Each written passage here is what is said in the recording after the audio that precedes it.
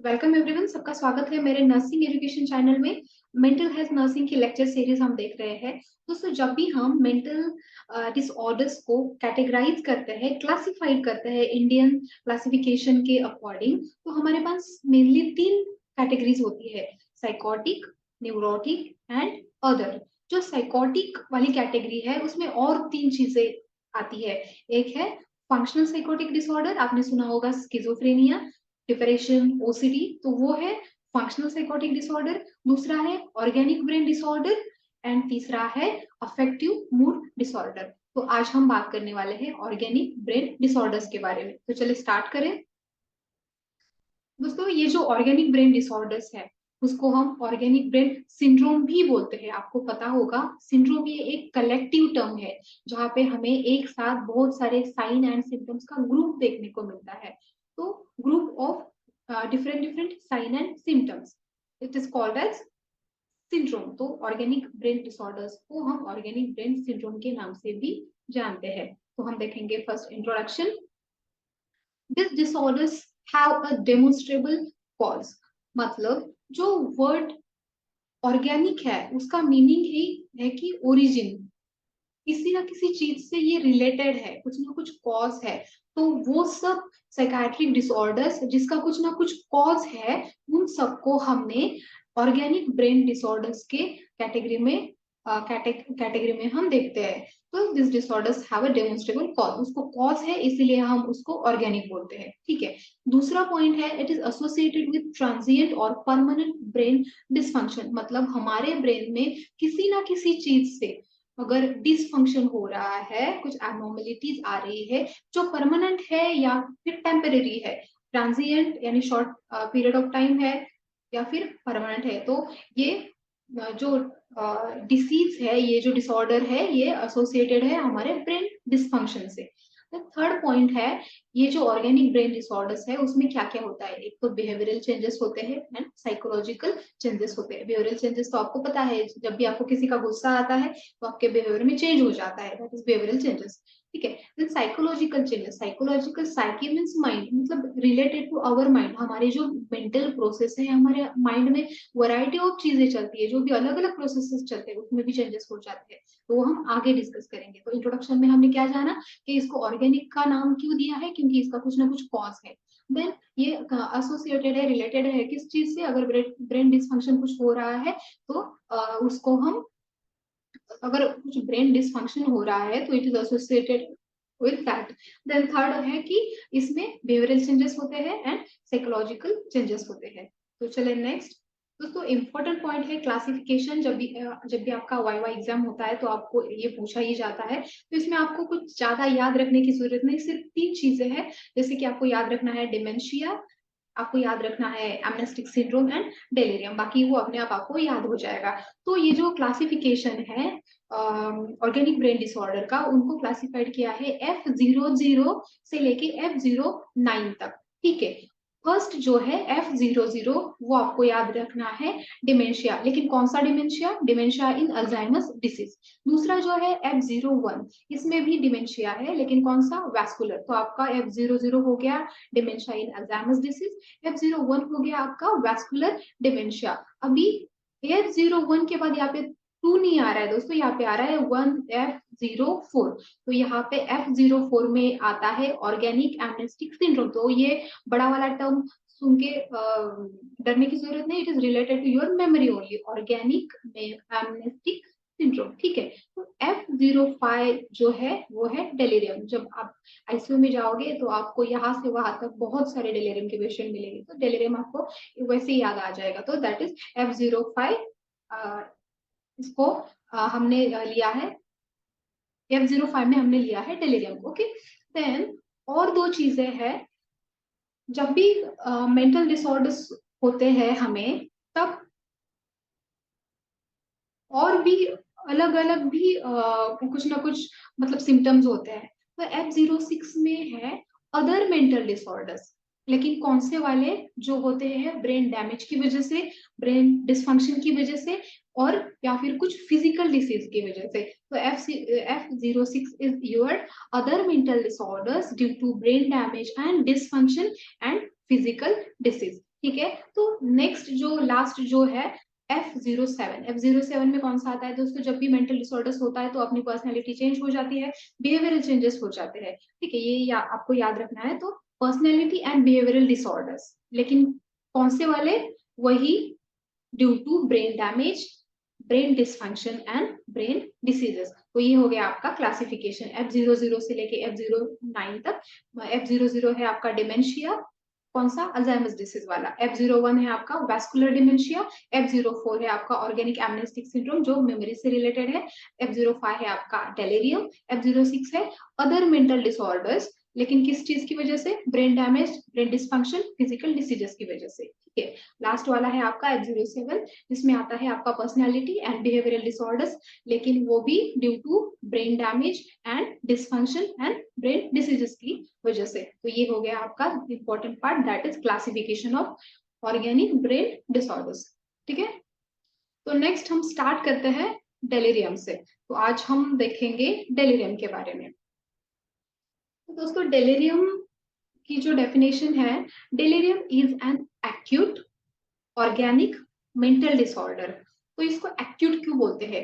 Acute हम तभी बोलते हैं जब किसी चीज सडन हो जाती है, कम टाइम में हो जाती है, बहुत फास्ट हो जाती है। तो डेलिरियम जो है वो एक्यूट होता है, सडन होता है, अचानक से होता है। ठीक है, दूसरा वर्ड हमने यहाँ पे अंडरलाइन किया है ऑर्गेनिक मेंटल डिसऑर्डर। ऑर्गेनिक क्यों? क्योंकि इसका कुछ ना कुछ कॉज है। ठीक है, इसलिए हमने इसको ऑर्गेनिक बोला है। तो ये एक अचानक से सडन होने वाला एक, जिसका कुछ ना कुछ कॉज है, ऐसा एक मेंटल डिसऑर्डर है। ठीक है, विच इज कैरेक्टराइज्ड बाय, मतलब जिसमें क्या क्या होता है? पहली चीज तो है impairment of consciousness. Impairment of consciousness, consciousness मतलब क्या? अगर आप अभी मुझे देख रहे हो, मुझे सुन रहे हो, आप कहाँ पे बैठे हो, आप क्या कर रहे हो, आप इन सब चीजों के बारे में अवेयर हो, मतलब आप कॉन्सियस हो। लेकिन यहाँ पे पेशेंट के साथ ऐसा नहीं होता है, पेशेंट के साथ अपोजिट होता है। पेशेंट कॉन्सियसनेस जो है वो अफेक्ट हो जाता है। ठीक है, दूसरी चीज है डिसोरिएंटेशन। हम बोलते हैं ना कभी कभी, मैं कौन हूँ, मैं कहाँ पर हूँ। डिसोरिएंटेशन मतलब पेशेंट टाइम प्लेस पर्सन के लिए डिसोरिएंट हो जाता है। तो हमने देखा ये एक एक्यूट सडन होने वाली चीज है, जिसका कुछ ना कुछ कॉज है, जिसमें हमारा कॉन्शियसनेस अफेक्ट हो जाता है, जिसमें अपना ओरिएंटेशन, जिसमें पेशेंट डिसओरिएंट हो जाता है। और इसमें क्या क्या होता है? डिस्टर्बेंसेस इन परसेप्शन। परसेप्शन मतलब क्या? मतलब जो भी हमें स्टिमुलाई मिल रही है, इंटरनल स्टिमुलाई है, एक्सटर्नल स्टिमुलाई है, हमें जो भी दिख रहा है वो हम वैसे की वैसे ही परसेप्ट करते हैं, वैसे की वैसे ही ग्रहण करते हैं। फॉर एग्जाम्पल, अभी मैं आपके सामने हूँ तो आपको मैं ही दिख रही हूँ, राइट? आपको पेड़ दिख रहा है क्या? आपको कोई पत्थर दिख रहा है क्या? आपको कोई घर दिख रहा है क्या? नहीं, मैं दिख रही हूँ तो आप मुझे ही परसेप्ट कर रहे हो।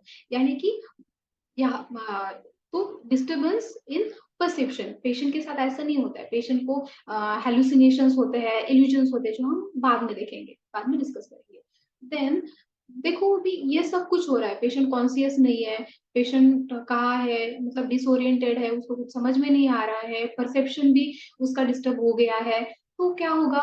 ऑब्वियसली पेशेंट रेस्टलेस हो जाएगा। ये सब चीजें मतलब पेशेंट कंफ्यूजन स्टेट में जाएगा। तो डेलेरियम स्टेट ये आपका कंफ्यूजन स्टेट है। तो अगर दोस्तों आपको डेलेरियम देखना ही है, एग्जैक्ट डेलेरियम क्या होता है, तो आपने बाजीराव मस्तानी मूवी अगर देखी है तो उसमें जो लास्ट वाला सीन है, जिसमें बाजीराव का जो मेंटल स्टेट है, वो डेलेरियम दिखाया गया है, जिसमें वो किसी एक लेडी के साथ बात कर रहा है, लेकिन वो उसको कहीं कोई और समझ लेता है। ठीक है, बादल नहीं है, बारिश नहीं है, कुछ नहीं है, लेकिन फिर भी उसको बादल दिख रहे हैं, उसको बहुत सारी बारिश दिख रही है। देन उसको लग रहा है कि बहुत सारे घोड़े आ रहे हैं, लोग उसको मारने के लिए आ रहे हैं। तो ये सब जो सीन क्रिएट किया गया है वो पूरा का पूरा डेलिरियम का है। तो आप वो देख के डेलिरियम क्या है वो अच्छे से समझ सकते हैं। ठीक है, तो हमने डेलिरियम की डेफिनेशन देखी। अब हम देखते हैं कि ये जो है डेलिरियम वो फ्लक्चुएटिंग कोर्स उसका होता है। फ्लक्चुएटिंग कोर्स यानी कि ऐसे नहीं कि आपका पेशेंट को ये सब ऊपर जो भी हमने डिस्कस किया वो सब चीजें हो रहे तो वो कंटिन्यूअसली होगी, नहीं। अभी आपने देखा मॉर्निंग में पेशेंट एकदम अच्छे से है, आफ्टरनून में आप मिलने गए, हो सकता है वो डेलिरियम स्टेज में आ गया, देन इवनिंग में फिर वो नॉर्मल है। तो इसलिए हम बोलते हैं कि ये फ्लक्चुएटिंग होता है। पेशेंट थोड़ी देर के लिए अच्छा होता है, फिर थोड़ी देर के लिए मे बी वो डेलिरियम स्टेज में जा सकता है। तो यहाँ पे डेलीरियम के अगर हमने टाइप्स के बारे में देखा तो दो टाइप्स है। एक है हाइपो एक्टिव डेलीरियम, नाम सजेस्ट कर रहा है, हाइपो एक्टिव मतलब कम एक्टिव। दूसरा है हाइपर एक्टिव मतलब ज्यादा एक्टिव। तो हाइपर एक्टिव डेलीरियम जो होता है उसमें पेशेंट, आपने अगर डिप्रेशन का पेशेंट देखा है तो उसकी हर चीज स्लो होती है, कम से कम बात करता है, उसका जो से बहुत स्लो रिस्पॉन्स होता है, अकेला अकेला बैठता है। ठीक है, तो ये सब चीजें, तो हाइपो एक्टिव डेलीरियम जो है उसमें आपको सब ही देखना पड़ेगा। बहुत बार गलती होती है कि जो भी हाइपो एक्टिव डेलीरियम का पेशेंट है, हम उसको वो सब सिम्टम्स की वजह से उसको डिप्रेशन समझ सकते हैं, लेकिन वो अपना पेशेंट होता है हाइपो एक्टिव डेलीरियम स्टेज में। दूसरा जो है हाइपर एक्टिव डेलीरियम, जो नाम से पता चलता है इसमें पेशेंट बहुत ज्यादा एक्टिव होता है, पेशेंट एग्रेसिव होता है, बहुत ज्यादा हाइपर एक्टिव होता है। ठीक है, तो ये हो गया पेशेंट डेलीरियम के टाइप्स। देखते हैं कि कहाँ पे मतलब इंसिडेंस कौन से पेशेंट में आपको डेलीरियम देखने को मिलेगा। तो जहाँ पे मतलब मेडिकल सर्जिकल वार्ड में अगर जाओगे तो वहाँ पे 10 से लेके 25% तक लोग आपको दिखेंगे। देन सर्जरीज जिनमें होती है, पोस्ट ऑपरेटिव पेशेंट्स होते हैं, उनमें ज्यादा से ज्यादा डेलीरियम केसेस दिखाई देते हैं। और सबसे ज्यादा मतलब ज्यादा अगर देखे आप तो जेरियाट्रिक यानी कि जो ओल्ड एज लोग हैं उनमें डेलीरियम केसेस ज्यादा दिखाई देते हैं। ठीक है, उसके बाद देखते हैं कि कौन से कारण है, इटियोलॉजी क्या है कि जिसकी वजह से हमें मतलब पेशेंट को डिलीरियम हो जाता है। तो फर्स्ट है, बहुत सारी चीजें हैं, वेस्कुलर है, इन्फेक्शंस है, इन हार्मोनल चेंजेस है, कुछ बॉडी में कुछ ना कुछ कमियां हो जाती है, डेफिशिएंसी जिसको हम बोलते हैं, या फिर हमारे ब्रेन में जो भी सेल्स है उनको ऑक्सीजन कम मिलने की वजह से हो रहा है। तो बहुत सारी चीजें हैं, तो एक एक देखते हैं। देखो, वेस्कुलर, जब भी एक्सीडेंट होता है, कुछ ब्रेन इंजुरी होती है, ठीक है, तो हमारे ब्रेन में ब्लीडिंग होता है।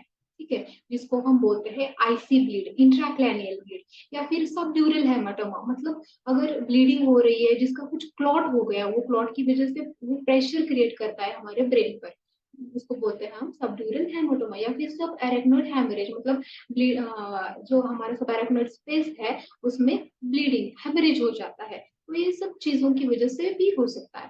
देन इन्फेक्शन, इन्फेक्शन तो अलग अलग चीज होते हैं, जैसे कि पेशेंट एडमिट है तो उसको न्यूमोनिया हो गया, या फिर सेप्सिस है, फिर मेनिंजाइटिस है, इन्फ्लेमेशन ऑफ मेनिंजेस, या फिर यूरिनरी ट्रैक्ट इन्फेक्शन है, ऐसे अलग अलग इन्फेक्शन है, तो उसकी वजह से भी हो सकता है।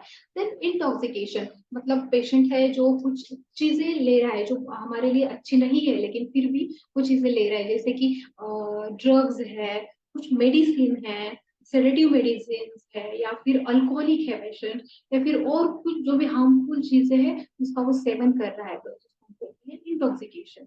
इंडोक्राइन मेटालिक, जिसमें हार्मोनल चेंजेस होते हैं, डायबिटिक कोमा हो गया, या फिर शॉक हो गया, या फिर या फिर हाइपर थायराइडिज्म हो गया। ठीक है, देन डेफिशिएंसी, हमारी बॉडी में कुछ कुछ चीजों की अगर कमतरता होगी, कमी होगी, तो उसका परिणाम देखने को मिलता है। जैसे कि यहाँ पे मेनली थायमिन, आपने नाम सुना होगा, जिसको हम विटामिन B1 भी बोलते हैं। तो अगर हमारी बॉडी में थायमिन की कमी है, विटामिन B1 की कमी है, तो वो इंसान को कंफ्यूजन हो सकता है। कंफ्यूजन मतलब हमने देखा डेलीरियम। ठीक है, तो यहाँ पे विटामिन B1 और विटामिन B12 की डेफिशिएंसी भी कॉज हो सकती है। देन एनोक्सिया, एनोक्सिया मतलब हमारी बॉडी में जो छोटे छोटे सेल्स होते हैं उनको ऑक्सीजन कम मिल रहा है। अगर एनीमिक है पेशेंट, या फिर उसको शॉक, या फिर कार्डियक पल्मोनरी फेल्यूर है, तो इन सब चीजों में, तो ये सब वैरायटी ऑफ कॉजेस होते हैं, ये सब रिस्क फैक्टर्स हो सकते हैं।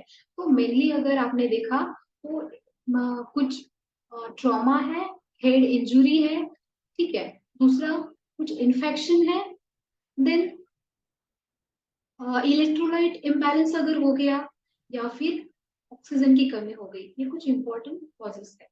ठीक है, ये हो गया इटियोलॉजी। उसके बाद हम देखते हैं क्लिनिकल फीचर्स, यानी हमारे पेशेंट में कौन सी चीजें दिखाई देंगी। तो सबसे पहले जान ले कि डेलीरियम जो है उसमें आपको एक चीज याद रखनी है, ग्लोबल कॉग्निटिव इम्पेयरमेंट। इसमें क्या होता है, ग्लोबल कॉग्निटिव इम्पेयरमेंट। समझ ले कि कॉग्निटिव ये जो वर्ड है ये मेंटल हायर फंक्शंस के लिए हम यूज कर रहे हैं। ये कोई एक वर्ड नहीं है, बहुत सारी चीजें इसमें आती है। जैसे कि अगर हमें कुछ इंफॉर्मेशन अगर कलेक्ट करना है तो एक उसके लिए हमारे ब्रेन में क्या क्या चेंज, मतलब क्या क्या एक्टिविटीज होती है। तो थिंकिंग होगी, मेमोरी होगी, कंसंट्रेशन होगा, अटेंशन होगा, फोकस होगा, जजमेंट होगा, हमारा इंसाइट होगा, क्रिटिकल थिंकिंग होगी। तो ये सब चीजें चीजों को मिला के हमारा कॉग्निशन बनता है। या फिर ग्लोबल वर्ड क्यों यूज किया है? कॉग्निशन के हमने जो भी चीजें देखी, मतलब थिंकिंग, मेमोरी, जजमेंट, साइड वो, अटेंशन, कंसंट्रेशन, ये सारे डोमेन्स में अफेक्ट हो रहे हैं, इसलिए हम इसको बोल रहे हैं ग्लोबल, यानी कि कॉग्निशन के सारे डोमेन यहाँ पे अफेक्ट हो रहे हैं, इसलिए हमने इसका नाम दिया ग्लोबल कॉग्निटिव इम्पेयरमेंट। ठीक है, तो इसमें क्या होता है? Impairment of consciousness. कॉन्सियसनेस मतलब हम अवेयर है खुद के बारे में एंड हमारे इन्वायरमेंट के बारे में। खुद के बारे में मतलब अगर आपको भूख लगी तो जो आपको समझ में आएगा कि भूख लगी है तो आप क्या करोगे? जाके खाना खाओगे। तो जो इंटरनल जो स्टिमुलाई है आप उसे पहचान पा रहे हो और अप्रोप्रिएट एक्शन भी ले रहे हो। या फिर अगर आप बैठे हो अभी आपको कोई ना कोई आवाज दे रहा है तो आप क्या करोगे? उस इंसान को रिप्लाई करोगे। मतलब बाहर की जो स्टिमुलाई है उसको भी आप पहचान पा रहे हो और उसको अप्रोप्रिएट रिस्पॉन्स भी कर रहे हो। यानी कि आप कॉन्सियस हो, अलर्ट हो, फुल्ली कॉन्सियस हो, फुल्ली अलर्ट हो। तो हम लोग जो है फुल्ली कॉन्सियस है, फुल्ली अलर्ट है। लेकिन यहाँ पे क्या होता है? सोमनोलेंस। सोमनोलेंस में क्या होता है? आपने देखा, आप पेशेंट के साथ बात कर रहे हो, 1 मिनट के बाद आप आए, देखा आपका पेशेंट सो रहा है। तो सोमनोलेंस में क्या होता है? पेशेंट स्लीपी होता है, पेशेंट ड्राउजी होता है और उसको, आपको कंटिन्यूसली उसके साथ बात करनी पड़ती है तब भी वो जगा रहेगा या फिर वो फिर सो जाएगा। उसके बाद का, सोमनोलेंस के बाद का जो स्टेज है ऑप्टुंडेशन। ऑप्टुंडेशन में क्या होता है? पेशेंट स्लीपी है, पेशेंट ड्राउजी है, उसको उठाना बहुत ही ज्यादा डिफिकल्ट होता है। आप उसको उठाते हो, जब भी अगर आप उठा पाए उसको तो भी वो कंफ्यूजन स्टेट में ही रहेगा। दूसरा आता है अपना स्टूपर। स्टूपर और सेमिकोमा। स्टूपर एंड सेमिकोमा में क्या होता है? पेशेंट हिलेगा नहीं, डुलेगा नहीं, उसी सेम पोजीशन में इमोबाइल रहेगा। कुछ भी करो वो हिलेगा डुलेगा नहीं। आप विगरसली जब उसको स्टिमुलेट करोगे, कंटिन्यूअसली स्टिमुलेट करोगे, तब थोड़ी देर के लिए वो जगेगा, राउस होगा, उसके बाद फिर सेम हो जाएगा। लास्ट वाला आता है कॉमा। यहाँ पे आपके पेशेंट की आंखें बंद होगी, आप उसको कितना भी हिलाओ, कितना भी स्टिमुलेट करो, कितना भी विगरसली, कॉमा। ठीक है। Impaired impairment of consciousness. उसके बाद आता है अपना अल्टर्ड सेंसोरियम। आपने वर्ड सुना होगा, क्लाउडिंग ऑफ कॉन्सियसनेस। तो यहाँ पे पेशेंट को होता है डिसोरिएंटेशन। सुना होगा ना आपने मूवी में, मैं कौन हूँ, मैं कहाँ हूँ। ठीक है, तो वो disorientation of time, place and person में। यहाँ पे क्या होता है? जब भी पेशेंट डिसोरिएंट होने लगता है तो पहले वो टाइम, प्लेस और पर्सन, ये सीक्वेंस में डिसोरिएंटेड होता है। जब भी उसका ओरिएंटेशन रिगेन होता है तो वो अपोजिट सीक्वेंस में, मतलब पहले वो पर्सन को पहचानेगा, फिर वो प्लेस को पहचानेगा और फिर टाइम, ऐसे उसका जो ओरिएंटेशन है वो रिगेन होता है। इसी को हम Altered sensorium clouding of consciousness भी बोलते हैं। ठीक है, उसके बाद है इम्पेयरमेंट ऑफ अटेंशन। हमने अभी ऊपर देखा कि ग्लोबल कॉग्निटिव इम्पेयरमेंट है, मतलब अटेंशन, फोकस, सब कुछ अफेक्ट हो गया है, सारे डोमेन अफेक्ट हो गए, तो उसका पेशेंट का अटेंशन भी अफेक्ट हो जाएगा, वो किसी भी चीज पर फोकस नहीं कर पाएगा। पेशेंट ऑलरेडी रेस्टलेस है, पेशेंट कंफ्यूज है, अगर आप उसको कुछ भी पूछोगे वो कुछ भी बता नहीं पाएगा, वो कॉन्सेंट्रेट ही नहीं कर पाएगा, फोकस ही नहीं कर पाएगा, क्योंकि वो मतलब वो कंफ्यूज स्टेट में है, रेस्टलेस स्टेट में है। ठीक है, तो उसका यहाँ पे होगा impairment of attention. Then perceptual disturbances. आपने हेलुसिनेशन सुना होगा, इल्यूजन सुना होगा। हेलुसिनेशंस में क्या होता है कि वहां पे कोई है भी नहीं, मतलब कोई स्टिमुलाई वही वहां पे है भी नहीं, फिर भी पेशेंट को चीजें दिखाई देती है, चीजें सुनाई देती है, ऐसा लगता है अपनी बॉडी पे कुछ ना कुछ रेंग रहा है, मतलब ऐसे ऐसे भास होते हैं, हेलुसिनेशंस होते हैं। और जो मतलब अलग अलग टाइप के हेलुसिनेशंस होते हैं, अलग अलग मॉडलिटीज के, बट यहाँ पे जो विजुअल हेलुसिनेशंस होते हैं वो ज्यादा प्रोमिनेंट होते हैं। सब ज्यादा से ज्यादा पेशेंट में हमने विजुअल हेलुसिनेशंस देखे हैं। ठीक ठीक है। और एक चीज है इल्यूजन। इल्यूजन में क्या होता है, हेलुसिनेशन में हमने देखा वहां पे कोई चीज है ही नहीं, फिर भी पेशेंट उसको परसेप्ट कर रहा है। लेकिन इल्यूजन में क्या होता है, वहां पे स्टिमुलाई होती है, वहां पे चीज होती है, लेकिन उसको वो मिस परसेप्ट करता है, मतलब गलत समझ लेता है, गलत ग्रहण करता है। जैसे कि हमारे हाथ में पेन हो या फिर रस्सी पड़ी हो, पेशेंट समझ लेगा वो सांप है, जो कुछ है उसको अलग, मतलब दूसरा ही कुछ समझ लेगा, दैट इज इल्यूजन। ठीक है। उसके बाद है हमारा साइकोमोटर डिस्टर्बेंसेस। तो हमने दो टाइप्स देखे थे, hypo active and hyper active. Hypo active में तो पेशेंट बहुत स्लो रहेगा, उसके सारे एक्टिविटीज बहुत धीमी रहेगी, बात नहीं करेगा, बहुत कुछ भी पूछो तो भी बहुत धीरे धीरे से बात करेगा। दूसरा जो है हाइपर एक्टिविटी। हाइपर एक्टिविटी में पेशेंट एकदम एक्टिव रहेगा, एग्रेसिव भी रहेगा, बहुत बार जोर जोर से हंसेगा, इधर उधर से भागेगा। और एमलेस एक्टिविटी जिसमें बिना बात के यहाँ से उठ रहा है, वहां पे जा रहा है, फिर आके बैठ रहा है, या फिर उसके हाथ में कुछ चीजें हैं जैसे कि कपड़े हैं तो उठा रहा है रख रहा है, फिर उठा रहा है रख रहा है, एमलेस एक्टिविटी। बहुत बार क्या होता है ना कि हाइपो एक्टिव और हाइपर एक्टिव ये दोनों चीजें हमें साथ में भी देखने को मिल सकती है। मतलब 1 मिनट पहले आपने देखा पेशेंट एकदम शांत था, कुछ बात नहीं कर रहा है, एकदम एकदम स्लो है, मतलब हाइपो एक्टिव स्टेज में। दूसरे मिनट आपने देखा पेशेंट एकदम से एक्टिव हो गया, पेशेंट एकदम से जोर जोर से बात कर रहा है, जोर जोर से हंस रहा है, बहुत खुश है, बहुत जगह दिन में सो जाए या फिर रात में जगे, थोड़ी देर के लिए सोए, फिर जगे, फिर सोए, ऐसा पूरा उसका सोने का जो पैटर्न है पूरा चेंज हो जाएगा। ओके। उसके बाद इमोशनल डिस्टर्बेंसेस। हमने देखा कि पेशेंट पूरा रेस्टलेस है, डिसोरिएंटेड है, टाइम प्लेस पर्सन उसको समझ में नहीं आ रहा है, और कॉन्शियसनेस भी उसका अफेक्ट हो गया है, तो उसके इमोशंस ऑब्वियसली डिस्टर्ब हो जाएंगे। उसको समझ में नहीं आएगा कि हमारे साथ, उसको हेलुसिनेशंस भी हो रहे हैं, इल्यूजन्स भी हो रहे हैं, तो उसको समझ में नहीं आएगा मेरे साथ एक्चुअली ये हो क्या रहा है, तो वो डर जाएगा। बहुत बार पेशेंट डिप्रेशन में चला जाता है, एंजियस होता है, बहुत ज्यादा डर जाता है, चिड़चिड़ होते हैं जिसको हम इरिटेबिलिटी बोलते हैं। यूफोरिया। यूफोरिया में क्या होता है, अचानक से पेशेंट एक्साइट होता है, बहुत ज्यादा हैप्पी, बहुत ज्यादा खुश हो रहा है, बहुत जोर जोर से हंस रहा है, बहुत ज्यादा खुश हो रहा है, जैसे यूफोरिया। दूसरा है अपाथी। यूफोरिया के अपोजिट अपाथी। अपाथी में क्या होता है, कोई भी इमोशंस नहीं, किसी भी चीज में इंटरेस्ट नहीं, एकदम शांत, चेहरे पे कोई एक्सप्रेशन नहीं, कुछ नहीं, अपाथी। तो ये सब इमोशनल डिस्टर्बेंसेस पेशेंट को होते हैं। उस नेक्स्ट है एटोनोमिक हाइपर एक्टिविटी। एटोनोमिक हाइपर एक्टिविटी में क्या होता है, तकीकार्डिया पेशेंट को हो सकता है, हार्ट रेट बहुत ज्यादा बढ़ जाता है, या फिर ब्लड प्रेशर पेशेंट का बहुत ज्यादा बढ़ जाता है, तो एटोनोमिक हाइपर एक्टिविटी पेशेंट में होता है। फिर सनडाउनर्स फेनोमेनन आपने सुना होगा, सनडाउनर्स वर्ड आपने, आपको याद होगा। सन डाउन मतलब सन जब सूर्यास्त जब हो रहा है या फिर इवनिंग टाइम जब है, तो ये इवनिंग टाइम में क्या होता है, पेशेंट में जो जो कुछ सिम्टम्स दिख रहे थे ना पहले से, वो और ज्यादा बढ़ जाते हैं, worsening of symptoms in evening, इसको बोलते हैं हाँ सन डाउनर्स फेनोमेनन। ठीक है, तो यहाँ तक हमने समझ लिया। नेक्स्ट है ट्रीटमेंट पार्ट। अभी अगर हमें ट्रीटमेंट करना है तो पहले डायग्नोसिस को अपने पेशेंट का करना पड़ेगा। तो डायग्नोसिस कैसे करते हैं, तो हमें तो पता तो है, मतलब इसका कॉज क्या है, ब्रेन में कुछ ना कुछ एबनॉर्मेलिटी हो जाती है, तो वो रूल आउट करने के लिए हमें क्या करना पड़ेगा, ईईजी करना पड़ेगा, इलेक्ट्रोएन्सेफेलोग्राफी। ठीक है।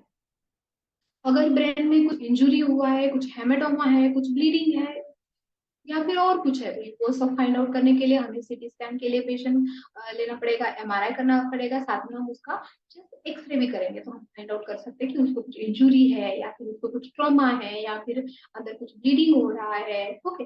Then mental status examination. देखो आपका पेशेंट, मतलब आप मेंटल स्टेटस एग्जामिनेशन पूरा तो नहीं कर पाओगे, क्योंकि आप उसको कुछ पूछोगे कुछ और, वो करेगा कुछ और। आप उसको बोलोगे कि खाना खाया, तो वो रोने लगेगा, मतलब वो कंफ्यूजन स्टेट में है, रेस्टलेस स्टेट में है, वो कुछ ग्रास्प नहीं कर सकता, वो कुछ न्यू चीजें भी नहीं सीख सकता, वो कंसंट्रेशन, अटेंशन सब कुछ अफेक्टेड है। तो आप मेंटल स्टेटस एग्जामिनेशन उसका पूरा नहीं कर पा सकते, आप कुछ पूछोगे तो वो आपको रिप्लाई नहीं कर पाएगा। ओके। तो यहाँ पे आप बस ओरिएंटेशन, टाइम प्लेस पर्सन का, ये आप चेक कर सकते हैं। उसके बाद अगर पेशेंट में कुछ इन्फेक्शन है क्या, कुछ टॉक्सिन्स है क्या, वो सब चीजें देखने के लिए आपको पेशेंट का ब्लड टेस्ट करना पड़ेगा, यूरिन टेस्ट करना पड़ेगा। ठीक है।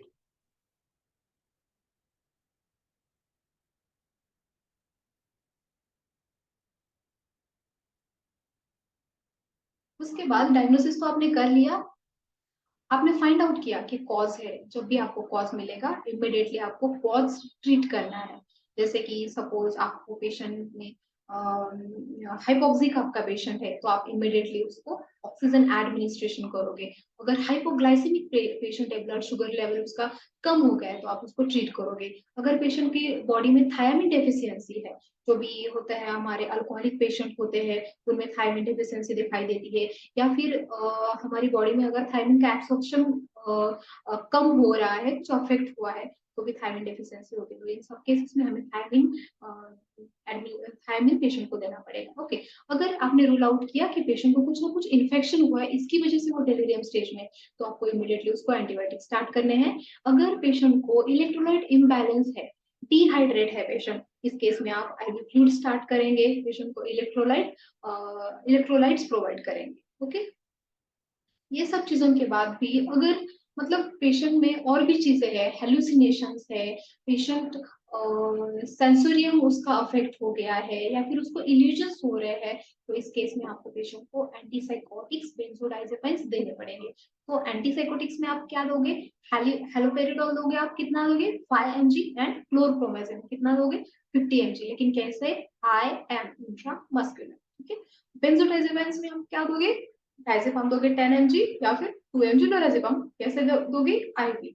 ओके, तो ये हो गया आपका ट्रीटमेंट पार्ट, लेकिन हमें यहीं पे रुकना नहीं है। जब भी हमारा पेशेंट स्टेबल हो जाएगा तो हमें उसको कुछ थेरेपीज देनी है, जिसको हम बोलते हैं साइकोथेरेपीज। ओके, तो आप दे सकते हैं ऑक्यूपेशनल थेरेपी, म्यूजिक थेरेपी आप दे सकते हो, रिक्रिएशन थेरेपी, इसके बारे में आप जरा सा पढ़ लेना, या फिर हम अलग से वीडियो बनाएंगे ये सब साइकोथेरेपीज के बारे में। ओके, अभी ये सब करने के बाद आपको पेशेंट को अकेले छोड़ना नहीं है। आपका मेन पार्ट अभी स्टार्ट होता है नर्सिंग इंटरवेंशन। ओके, जब भी आपका पेशेंट आपके पास, मतलब आपको पेशेंट असाइन किया गया है, तो आप पेशेंट का केयर प्लान तो बनाओगे, तो अकॉर्डिंग टू केयर प्लान आपको वो जो भी कुछ है वो सब फॉलो करना है।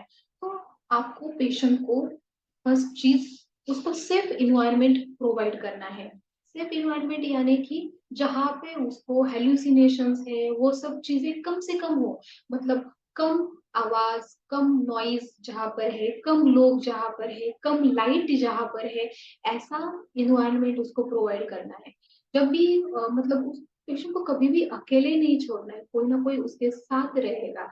ऐसी चीजें, मतलब खुद को अगर वो हार्म कर सके, कुछ वहां पे नाइफ है या फिर कुछ ऐसा पड़ा है जो लेके वो अगर एग्रेसिव हुआ तो खुद को या फिर दूसरों दूसरों को मतलब हार्म कर सकता है, तो ऐसी चीजें वहां से निकालनी है। उसको ऐसी रूम में रखना है, ऐसे इन्वायरमेंट में रखना है जो पूरा उसके लिए सेफ हो।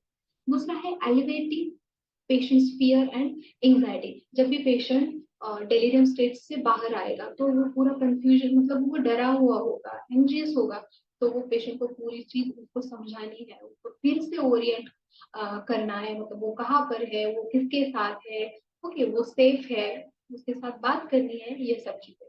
तीसरा है meeting the physical needs of patient, मतलब पेशेंट को कंटिन्यूअसली आपको मॉनिटर करना है। पेशेंट का इनटेक आउटपुट चार्ट आपको मेंटेन करना है। पेशेंट को अगर डिहाइड्रेशन वाला पेशेंट है तो उसका स्किन, माउथ, वो सब आपको देखना है। अगर पेशेंट डिहाइड्रेशन, मतलब उसको हम डिहाइड्रेट होने से बचा सकते हैं, आईवी फ्लूइड जो भी कुछ उसको एडवाइस किया है वो पूरा हमको देना है, और वो इनटेक आउटपुट चार्ट हमको मेंटेन करना है। दूसरा देखा हमने, पेशेंट का बीपी बढ़ जाता है, टकीकार्डिया पेशेंट को होता है, अगर इन्फेक्शन है तो वो फीवर पेशेंट को हो सकता है, तो इसके लिए हमको पेशेंट का वाइटल साइंस जो है वो मॉनिटर करना है। नेक्स्ट है हमारा हाँ, उसमें एक और चीज, पेशेंट हमारा ड्राउजी होता है, स्लीपी होता है, तो बहुत बार पेशेंट कोमा में भी जा सकता है, तो इसके लिए हमें वो भी ध्यान देना है कि पेशेंट कहीं ड्राउजी स्टेट में तो नहीं जा रहा। ओके, देन फैसिलिटेट ओरिएंटेशन, मतलब पेशेंट को बार बार उसको बताना है वो कहाँ पर है, वो किसके साथ है। हो सके तो जो भी नर्सेस है वो सेम ही नर्सेस होनी चाहिए, मतलब हमेशा अगर लोग बदलेंगे तो फिर नए नए लोगों को वो फिर पहचान नहीं पाएगा, तो सेम सेम जो स्टाफ है वही उसको असाइन करना है। तो उसका जो रूम है उसमें कैलेंडर अगर लगाए तो वो समझ पाएगा कि डेट कौन सी है, उसको बार बार बताना है वो कहाँ पर है। ओके, तो ये सब चीजें तो हमने यहाँ पे डिस्कस कर लिया कि ऑर्गेनिक ब्रेन सिंड्रोम क्या होता है। इन शॉर्ट में हम देखते हैं ऑर्गेनिक ब्रेन सिंड्रोम, जिन भी साइकेट्रिक डिसऑर्डर्स का कुछ ना कुछ कॉज है उनको हम ऑर्गेनिक साइकोटिक डिसऑर्डर्स बोलते हैं। सिंड्रोम का मीनिंग हमने देखा, बहुत सारे साइन एंड सिम्टम्स अगर साथ में पेशेंट को दिख रहे हैं, group of sine and symptoms, उसको हम बोलते हैं हमने देखा था कि सिंड्रोम। ओके, देन हमारा जो ऑर्गेनिक ब्रेन सिंड्रोम है वो कुछ टेम्पररी या फिर परमानेंट ब्रेन डिसफंक्शन होने की वजह से होता है। देन ऑर्गेनिक ब्रेन सिंड्रोम में क्या क्या होता है, बिहेवियरल चेंजेस, हमारा बिहेवियर चेंज होता है और मेंटल फंक्शंस में डिफरेंस आ जाता है। देन हमने देखा था क्लासिफिकेशन। ओके, उसके बाद देखा कि डेलीरियम एक एक्यूट मतलब अचानक से होने वाली चीज है जिसका कुछ ना कुछ कॉज है, इसलिए हम उसको ऑर्गेनिक मेंटल डिसऑर्डर बोलते हैं, जिसमें इम्पेयरमेंट ऑफ कॉन्शियसनेस होता है, जिसमें पेशेंट डिसोरिएंट होता है, उसका परसेप्शन अफेक्ट हो जाता है और पेशेंट रेस्टलेस होता है। जो इन सब चीजें मिला के पेशेंट, हम बोल सकते हैं पेशेंट कंफ्यूजन स्टेट में जाता है। उसके दो टाइप्स है, hypo active delirium and hyper active delirium. Hypo active में पेशेंट के एक्टिविटीज बहुत ही स्लो धीमे हो जाते हैं, हाइपर एक्टिव में पेशेंट बहुत ही हाइपर एक्टिव हो जाता है। उसकी कॉजेस हमने देखे थे, बहुत सारे कॉजेस है। ब्रेन में कुछ इंजुरी हो जाने से, कुछ ट्रॉमा हो जाने से, ब्लीडिंग हो जाने से, या फिर कुछ अलग अलग इन्फेक्शन होते हैं, इन्फेक्शन की वजह से, डिहाइड्रेशन की वजह से, या फिर देखो हॉस्पिटल में जब भी पेशेंट एडमिट होता है तो बहुत सारे वैरायटी ऑफ मेडिसिन उसको चालू होते हैं। तो वो ये सब अलग अलग मेडिसिन, पॉलीफार्मेसी जिसको बोलते हैं, अलग अलग मेडिसिन का जो साइड इफेक्ट है उसकी वजह से भी पेशेंट को डिलीरियम हो सकता है। एनोक्सिया यानी कि सेल्स को ऑक्सीजन कम मिलता है। तो ये सब इटियोलॉजी है। क्लिनिकल प्रैक्टिस में हमने देखा कि कॉग्निशन के जो भी अलग अलग डोमेन्स है, थिंकिंग है, मेमोरी है, परसेप्शन है, जजमेंट है, कंसंट्रेशन है, अटेंशन है, फोकस से ये सारी चीजें अफेक्ट हो जाती है। पेशेंट का कॉन्शियसनेस अफेक्ट हो जाता है, अल्टर सेंसोरियम जिसमें पेशेंट डिसोरिएंटेड हो जाता है। ओके, पेशेंट को हेलुसिनेशंस होते हैं, इल्यूजन्स होते हैं, उसका साइकोमोटर एक्टिविटी भी चेंजेस हो जाते हैं, स्लीप वेक साइकिल उसकी चेंज हो जाती है। एटोनोमिक हाइपर एक्टिविटी जिसमें हमने देखा पेशेंट का हार्ट रेट बढ़ जाता है, ब्लड प्रेशर बढ़ जाता है। सन डाउनर सिंड्रोम हमने डिस्कस किया जिसमें इवनिंग में जो भी पेशेंट को ऑलरेडी जो भी सिम्टम्स है वो इवनिंग के टाइम में और ज्यादा वर्स हो रहे, बहुत ज्यादा दिखाई दे रहे हैं। ट्रीटमेंट में, डायग्नोसिस में हमने देखा हमको ईजी, सीटी स्कैन, एमआरआई करना पड़ेगा। एमएससी में हम पेशेंट का टाइम प्लेस पर्सन का ओरिएंटेशन असेस कर सकते हैं। ब्लड टेस्ट, यूरिन टेस्ट करना पड़ेगा to rule out any infection. Okay, उसके बाद ट्रीटमेंट में जो भी कॉज हमने फाइंड आउट किया है उसको इमीडिएटली ट्रीट करना है। कुछ एंटीसाइकोटिक्स, बेंजोडाइज एंटीसाइकोटिक्स हमको देने पड़ेंगे ताकि पेशेंट को हेलुसिनेशन, एजिटेशन, इससे हम पेशेंट को ट्रीट कर सके। साइकोथेरेपीज भी देनी है। नर्सिंग इंटरवेंशन में हमने देखा कि पेशेंट को अकेले नहीं छोड़ना है, उसको सेफ इन्वायरमेंट देना है। वो डरा रहेगा, एंग्जियस रहेगा तो उसके साथ अच्छे से बात करनी है, उसको हर चीज समझानी है। देन उसकी जो भी फिजिकल नीड्स है, उसका इनटेक आउटपुट चार्ट हो गया, उसका वाइटल साइंस हो गया, उसका हाइड्रेशन मेंटेन करना है, वो कौन सी स्टेज में है, वो मतलब ड्राउजी है, स्लीपी है, स्टूपर कोमा में तो नहीं जा रहा, ये सब हमें देखनी है। और एट लास्ट फैसिलिटेट ओरिएंटेशन, मतलब पेशेंट जब भी वो स्टेज से, एक्यूट स्टेज से वो जब बाहर आए तो फिर से उसको हर चीज याद दिलानी है, उसका नाम क्या है, वो कहाँ पे है, कौन सा टाइम है। ओके, ये हर चीज। तो अगर आपको कुछ भी डाउट है तो प्लीज कमेंट करें। Thank you.